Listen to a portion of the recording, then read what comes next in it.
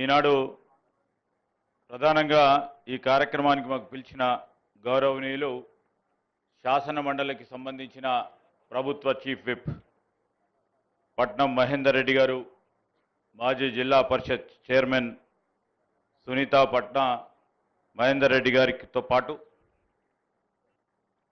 ఈ సూజన్ కంపెనీకి సంబంధించిన వ్యవస్థాపక డైరెక్టర్సు, అదేవిధంగా మా డిపార్ట్మెంట్కి సంబంధించిన మేనేజింగ్ డైరెక్టర్ గారు, జిల్లా కలెక్టర్ గారు, వేదికపై ఆసీనులైన ఇతర పెద్దలతో పాటు ఈ కార్యక్రమానికి విచ్చేసిన సోదరులకు సోదరిమణులందరికీ హృదయపూర్వకంగా నమస్కారాలు.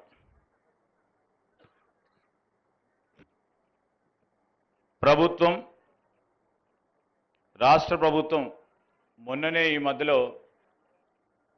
తెలంగాణ రైజింగ్ 2047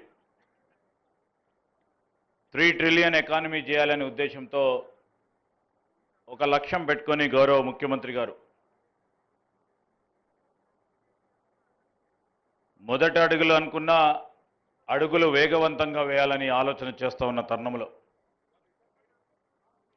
ఇలాంటి గ్లోబల్ ఫెసిలిటీ సూజన్ ఈ ప్రధానమైన పరిశ్రమకు సంబంధించి ఇక్కడ తయారీలో ఇప్పుడే వారి డైరెక్టర్ సోదరులు మరి మా జయేందర్ గారు కానీ, అదేవిధంగా దీంట్లో పనిచేస్తూ ఉన్న ఈ మెడికేర్లో పనిచేస్తూ ఉన్న అనేక మంది నిష్ణార్థులు దాదాపు 40 నిమిషాల పాటు ముఖ్యమంత్రి గారికి మా అందరికీ కూడా ఈ అధునాతనమైన టెక్నాలజీకి సంబంధించిన అంశం విషయంలో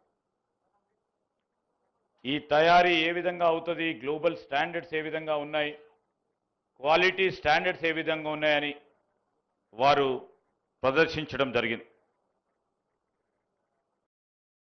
మనమందరం కూడా చూస్తూ ఉన్నాం. ఈరోజు దేశంలో అనేక మంది ఉత్పత్తిదారులు ఎదుర్కొంటా ఉన్న సమస్య సప్లై చైన్కు సంబంధించిన అంశం విషయంలో ఎంత డిమాండ్ ఉంది, ఎంత సప్లై ఉంది, ఆ సప్లైకి అనుగుణంగా డిమాండ్ ఉందా, మరి డిమాండ్కు అనుగుణంగా మనం ఏ విధంగా సప్లై చేయాలనే ఉద్దేశంతోనే మరి ఈరోజు ఈ కంపెనీ సూజన్ మెడికల్ కేర్ ఐవి ఫ్లూయిడ్స్కు సంబంధించిన అంశం విషయంలో గ్లోబల్ స్టాండర్డ్స్కు అనుగుణంగా మరి ఆ టెక్నాలజీతో పాటు ఇక్కడ మెషినరీని కూడా అంతర్జాతీయ స్థాయిలో స్టాండర్డ్స్ ఉన్న మెషినరీని కూడా తీసుకురావటం, మరి ఈ రాష్ట్రానికి సంబంధించి ఉన్న ప్రత్యేకతను ఇంకా ముందంజలో ఉండడానికి చేస్తూ ఉన్న ప్రయత్నం. ఈరోజు మెడికేర్కు సంబంధించి, ఫార్మాకు సంబంధించి, లైఫ్ సైన్సెస్కు సంబంధించిన ఈ ఈకో సిస్టంలో 4 ప్రధానమైన నగరాలు,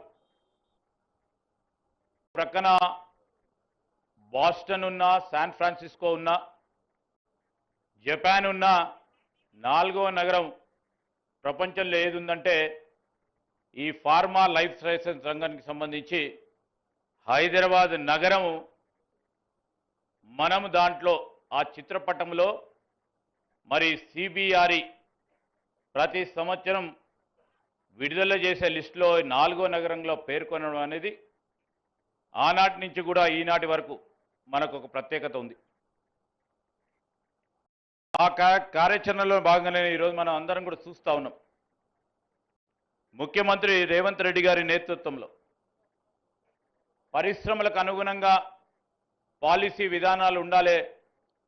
ఆ కార్యాచరణ భాగంలోనే ప్రజలందరి సహకారంతో ముందుకు తీసుకెళ్లాలనే ప్రయత్న భాగంలో ఒక 2-3 అంశాలు ఈరోజు ఇక్కడ ఉన్న మా మిత్రులకు తెలియజేయాలనుకుంటున్నాం. 2022లో మరి మన రాష్ట్రానికి సంబంధించి ఇక్కడ ఉన్న రియల్ ఎస్టేట్కు సంబంధించి ప్రధానంగా లైఫ్ సైన్సెస్కు సంబంధించిన గ్లోబల్ కేపబిలిటీ సెంటర్ కానీ, వారికి సంబంధించిన కార్యాలయాలకు సంబంధించి కానీ 2022 చివరి వరకు 0.06 మిలియన్ స్క్వేర్ ఫీట్లో వారి ఆఫీస్ కార్యాలయాలు కానీ జీసీసీ కార్యాలయాలు ఏర్పాటు చేసుకొని ముందుకు నడుస్తూ ఉన్న తరుణంలో మనం ప్రభుత్వం ఏర్పాటైంది.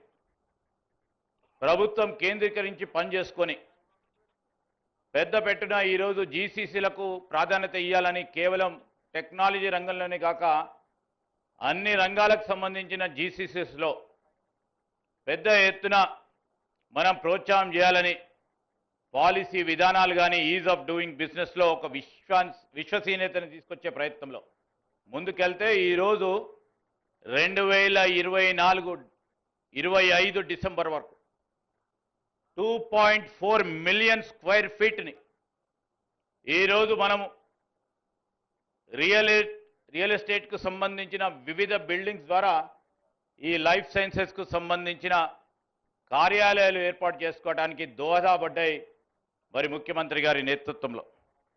మనము చూస్తూ ఉంటే ఈరోజు ఎఫ్డిఐ అప్రూవ్డ్, ప్రజలందరికీ తెలుసు, మొత్తము అంతర్జాతీయ స్థాయిలో ఎఫ్డిఐ అప్రూవ్డ్ మన కంపెనీస్ కానీ మ్యానుఫ్యాక్చరింగ్ ఈ లైఫ్ సైన్సెస్లో కానీ ఫార్మా రంగంలో 200 పైచిలుకు మొత్తం భారతదేశంలోనే.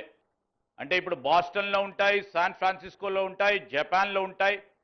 తర్వాత ఎఫ్డిఐ అప్రూవ్డ్ కంపెనీస్ ఎక్కడున్నాయంటే కేవలం హైదరాబాద్లో ఉన్నాయి. ఈ మధ్యలో పెద్ద స్థాయిలో కూడా ఈ కంపెనీస్ని ఏర్పాటు చేసుకోవడానికి చాలా పెద్ద లైఫ్ సైన్సెస్ కంపెనీస్ కూడా ఇక్కడికి రావటం అనేది మీరందరూ కూడా గమనిస్తూ ఉన్నారు.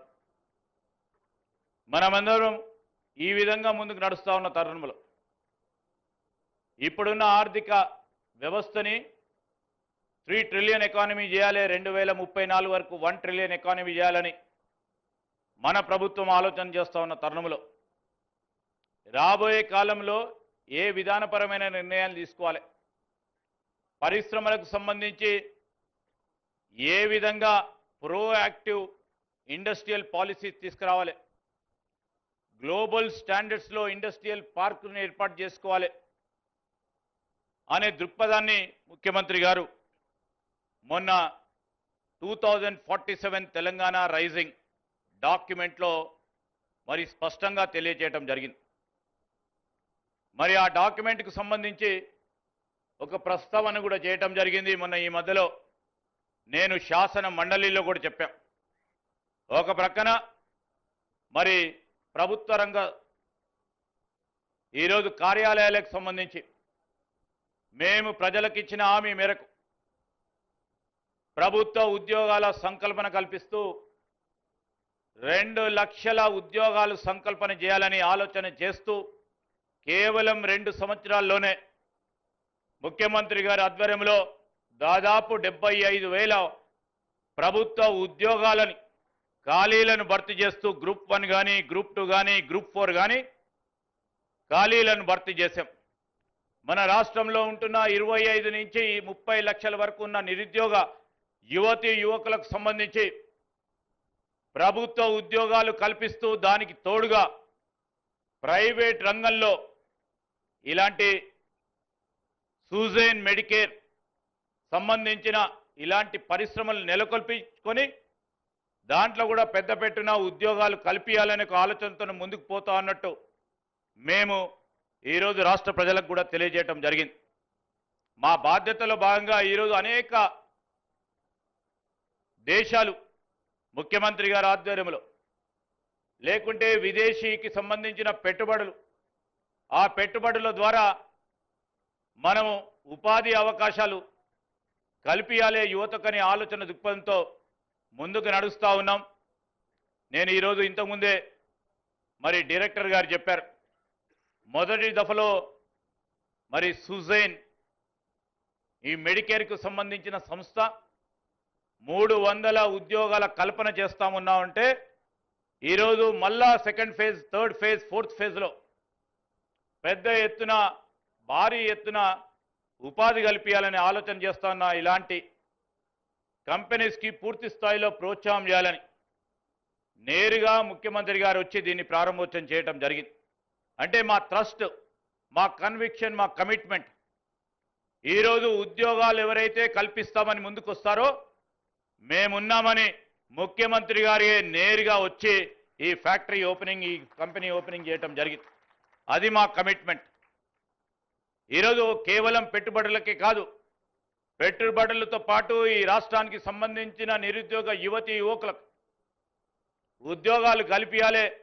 ఇలాంటి పరిశ్రమలకు సంబంధించిన పారిశ్రామికవేత్తలకి ప్రోత్సాహం చేయాలనే ఆలోచనతోనే మా ప్రభుత్వం, ముఖ్యమంత్రి గారు ముందుకు నడుస్తా ఉన్న నేపథ్యాన్ని మీ దృష్టికి తీసుకొస్తూ రాబోయే కాలంలో కూడా మొన్ననే ఈ మధ్యలో డిసెంబర్లో జరిగిన తెలంగాణ రైజింగ్లో దాదాపు 5,60,000 కోట్ల రూపాయలు పెట్టుబడులు వచ్చినాయి. ఎన్ని పెట్టుబడులు కార్యరూపం దాలుస్తాయని చాలామంది అనుమానం వ్యక్తం చేస్తూ ముందుకు నడుస్తూ ఉన్నారు. మేము అనుమానాలపై ఆధారపడి ఉండం. మా ప్రభుత్వానికి సంబంధించిన పాలసీ నిర్ణయాలపై ఆధారపడి ప్రోత్సాహం చేస్తూ ముందుకు నడుస్తూ ఉన్నాం. దాదాపు 60% గత 2 సంవత్సరాల నుంచి మాతో ఎంఓయూ చేసుకున్న వారి ఆ ప్రతినిధులతోని గ్రౌండింగ్ చేపించాం, ప్రోత్సాహం చేసి ముందుకు నడిపిస్తూ ఉన్నాం. ఈ విధమైన కార్యాచరణతో ముందుకు తీసుకెళ్లే కార్యాచరణతో పాటు 19వ తారీఖు నాడు గౌరవ ముఖ్యమంత్రి రేవంత్ రెడ్డి గారు నేతృత్వంలో మరొకసారి ఈరోజు ప్రపంచ స్థాయిలో వరల్డ్ ఎకనామిక్ ఫోరంకి సంబంధించి పారిశ్రామికవేత్తలతో, ప్రభుత్వ అధినేతలతో అక్కడ సమావేశం. దాని ముఖ్య ఉద్దేశం, ఆలోచన గత 2 సంవత్సరాల నుంచి మరి పాలసీ విధానాలు ఏవైతే ముఖ్యమంత్రి గారు చేపడతా ఉన్నారో, ఈ ప్రభుత్వం చేపడతా ఉందో ప్రపంచ స్థాయిలో ఉన్న ప్రతినిధులకు తెలియజేయడానికి ఈ ఫోరంకి ఉపయోగించుకొని ఈ ప్రభుత్వానికి ముఖ్య లక్ష్యంతో పోతా ఉన్నాం. పెట్టుబడులతో పాటు ఈ ప్రభుత్వం అనేక పాలసీ నిర్ణయాలు తీసుకుంది. ఈరోజు ఇక్కడ ఈ సూజైన్ మెడికేర్కి సంబంధించిన సంస్థ వచ్చింది. ఈ సంస్థకు యాన్సిలరీ రావాలంటే సూక్ష్మ మధ్య పరిశ్రమలు రావాలి. దానికి ఒక ఎంఎస్ఎంఈ పాలసీ మొట్టమొదటిసారి తెలంగాణ రాష్ట్ర ప్రభుత్వం వచ్చిన తర్వాత మరి ముఖ్యమంత్రి గారు ఎంఎస్ఎంఈ పాలసీ తీసుకొచ్చారు. దానికి తోడు మేము ఆర్టిఫిషియల్ ఇంటెలిజెన్స్ రంగానికి సంబంధించి ఈరోజు అన్ని రంగాలకు సంబంధించిన పరిశ్రమలకు ఈ కటింగ్ ఎడ్జ్ టెక్నాలజీస్ను ఉపయోగించగా ఒక ఏఐ పాలసీని మరి అక్కడ ఆవిష్కరించబోతా ఉన్నారు. అదేవిధంగా లైఫ్ సైన్సెస్ పాలసీ, ఆ లైఫ్ సైన్సెస్ పాలసీ ఇలాంటి కంపెనీస్కి ఉపయోగపడే విధంగా మరి దావోస్లో ముఖ్యమంత్రి గారు ఆవిష్కరణ చేయబోతా ఉన్నారు. దాని ముఖ్య ఉద్దేశం ఈరోజు సూజైన్ మెడికేర్కు సంబంధించి నైపుణ్యం కలిగిన యువత అవసరం ఉంటుంది ఈ ఫ్యాక్టరీస్లో. ఆ నైపుణ్యాన్ని ఏ విధంగా లైఫ్ సైన్సెస్ పాలసీ ద్వారా మేము వారికి ఇవ్వబోతామో, నైపుణ్యాలు గల యువతీ యువకుల్ని వారికి అందించే కార్యక్రమమే మా ఉద్దేశం, మా లక్ష్యమని ప్రపంచవ్యాప్తంగా తెలియజేయడానికి ఆ వరల్డ్ ప్లాట్ఫామ్ని ఉపయోగించుకునే కార్యాచరణలో ఈరోజు మేము అందరం కూడా వెళ్ళటం, మీ అందరి సహకారంతో ఇక్కడ ప్రత్యేకించి మరి ఈ పార్క్కి సంబంధించి దీనికి దోహదపడ్డ చాలామంది రైతు సోదరులకు సంబంధించి ఈ భూములు ఇచ్చి మరి భూములు కోల్పోయిన మా రైతు సోదరులు ఉన్నారు. ఇక్కడ పరిశ్రమలు